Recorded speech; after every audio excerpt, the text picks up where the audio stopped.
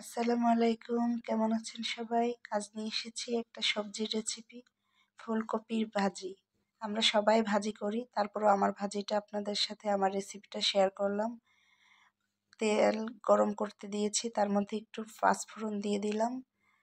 পাঁচফোড়ন একটু হয়ে এলে আমি বাকি উপকরণগুলি দিয়ে দিব। পেঁয়াজ, কাঁচামরিচ একটু হালকা ভাজা হয়ে গেলে আমি কেটে ধুয়ে রেখেছি সবজি, সেটা দিয়ে দেবো। একটু হলুদের গুঁড়ি দিয়ে দিচ্ছি।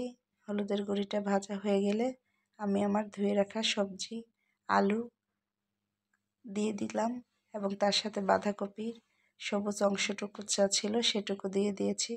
একটু কালার অন্যরকম আসার জন্য আলুগুলি আমি কিউব করে কেটে নিয়েছি। এবার একটু ভেজে নেড়ে চেড়ে সবগুলি উপকরণ এক করব এবং দেখেন একবার আমার ধুয়ে রাখা ফুলকপিগুলি দিয়ে দেব এবং যতক্ষণ মিশে না যায় উপকরণগুলির সাথে আমি নেড়ে চেড়ে দিব।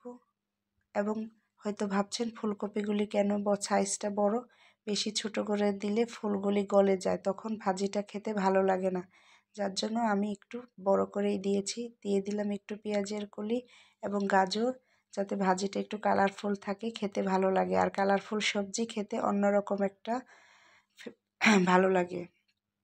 আমি এখানে আস্তে করে নেড়ে নেড়ে দিব যাতে ফুলগুলি না ভেঙে যায়। আসলে ভেঙে গেলে আবারও বলছি ভাজি ভালো লাগে না। আমার এই জন্যই আপনাদের সাথে শেয়ার করা। আমরা সবাই রান্না করি, এক একজনের রান্নার রন্ধন প্রণালী এক এক রকম, হয়তো আপনাদের ভালো লাগবে। দেখেন আমার ভাজিটা কিন্তু হয়ে গেছে।